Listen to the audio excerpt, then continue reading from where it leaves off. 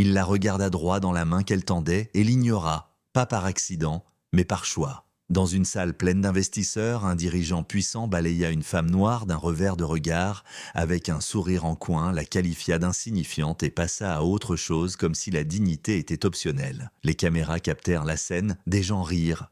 Elle ne dit rien. Elle baissa simplement la main et laissa l'instant exister exactement tel qu'il était. Ce que personne dans cette salle ne comprenait, c'est que l'accord que tout le monde poursuivait était déjà mort à cet instant précis. Et dans les 24 heures, le même homme qui avait refusé de lui serrer la main la supplierait pour sa signature, car ce serait la seule chose capable de le sauver. La salle avait été conçue pour inspirer la confiance.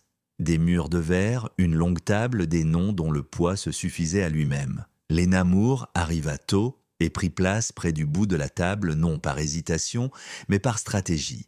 Elle écoutait pendant que les dirigeants plaisantaient sur les marges et le timing, sur celui qui sauverait l'entreprise ce trimestre. Chaque projection à l'écran confirmait ce qu'elle savait déjà. Il n'avait plus d'option. Quand le directeur général, Richard Hale, entra dans la salle, l'attention se tourna vers lui automatiquement. Il se nourrissait de cette attraction. Il parlait vite, souriait facilement et ne regarda jamais Lena jusqu'au moment des présentations. « Voici Lena », dit l'animateur, investisseuse. Richard jeta un bref regard. Il ne tendit pas la main. À la place, il se pencha par-dessus elle pour serrer celle des personnes à côté. « Avançons », dit-il, « nous sommes pressés ». Un silence s'installa.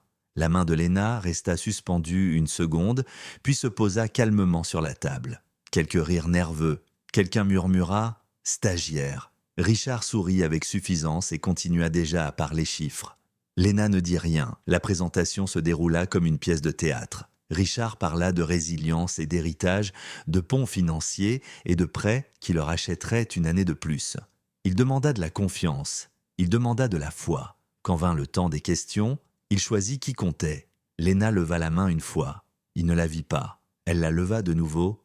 Il regarda droit à travers elle. « Nous prendrons les questions des décideurs, dit Richard. « J'en suis une, répondit Lena. Richard rit doucement. « Restons concentrés. » La sécurité bougea au fond de la salle, réagissant plus à son ton qu'à ses mots. L'animateur se pencha vers Lena. « Peut-être après, » murmura-t-il. Lena hocha la tête. Elle ouvrit son carnet et écrivit une seule ligne. La réunion se termina sous des applaudissements qui ressemblaient à du soulagement. Richard se leva, énergique. « Nous ferons un suivi, dit-il. Grosse semaine à venir. » Lena se leva aussi. « Elle est déjà passée, dit-elle. » Richard se tourna, irrité. « Pardon, tu l'as manqué ?» répondit Lena. « Hier, il la fixa. Est-ce que je vous connais ?»« Non, dit-elle. Tu ne me connais pas. » Ce soir-là, l'extrait envahit les réseaux. Pas parce que Lena l'avait publié. Elle ne l'avait pas fait, quelqu'un d'autre l'avait partagé. Le moment où sa main fut ignorée, le rire, le mépris. D'abord lentement, puis très vite. Au matin, les partenaires appelaient le bureau de Richard, posant des questions auxquelles ils n'avaient pas de réponse. À midi, le conseil convoqua une session d'urgence. Le soir, les banques gelèrent les discussions. Richard faisait les 100 pas dans son bureau, le téléphone collé à l'oreille. « Il nous faut juste un relais, disait-il, à court terme. » La réponse était toujours la même, pas sans Lena Moore. Il fronça les sourcils. « Qui ?» Le président du conseil expira. « L'investisseuse que tu as ignorée ?» Un silence lourd. Richard chercha son nom. Les articles apparurent. Rien de tape à l'œil, précis. Elle était spécialisée dans les acquisitions en difficulté. Elle ne sauvait pas les entreprises. Elle les remplaçait. « Elle ne prend pas mes appels, dit-il. »« Elle n'en a pas besoin, répondit le président. Elle a déjà l'avantage. » À l'aube le lendemain, Richard était assis seul dans une petite salle. La porte s'ouvrit. Lena entra, calme, sans hâte.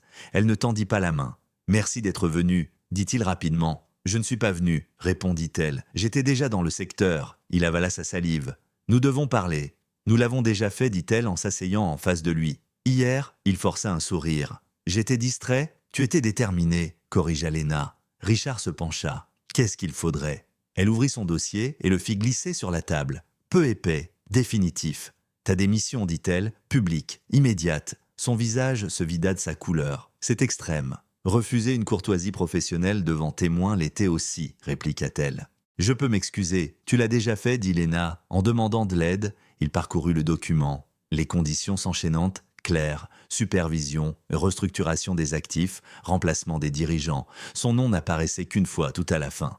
« Ça met fin à ma carrière, dit-il. » Lena croisa son regard. « Ça met fin à celle que tu utilisais mal. » Les membres du conseil entrèrent un à un. Aucun bavardage, ils s'assirent comme pour entendre un verdict. Le président se racla la gorge. « Richard. » Richard regarda Léna. « Si je signe, vous investissez ?» « Oui, dit-elle, dans l'entreprise qui existera après toi. » Il expira longuement, prit le stylo, sa main tremblait. Des caméras cliquetaient doucement dans le couloir. Il signa. Léna referma le dossier. Dans l'heure, l'annonce fut publique. Les marchés réagirent. Les commentateurs repassèrent l'extrait, son refus, son silence à elle, le renversement. Richard vida son bureau en silence. Pas de discours, pas d'adieu. Léna se tint dans la salle du conseil, où tout avait commencé, s'adressant aux administrateurs. « Le pouvoir n'est pas le volume, dit-elle, c'est le timing. » Un directeur demanda pourquoi n'avoir rien dit. « Je l'ai fait, répondit Léna, simplement pas à voix haute. » Elle quitta le bâtiment sans cérémonie. Dehors, les journalistes l'appelèrent, elle ne s'arrêta pas. L'accord fut finalisé avant le coucher du soleil. 24 heures plus tôt, il avait ignoré sa main. À présent, sa signature était la seule raison pour laquelle les portes étaient encore ouvertes. Elle n'a pas exigé le respect. Elle l'a encaissé. Si ce moment t'a marqué, ne reste pas silencieux.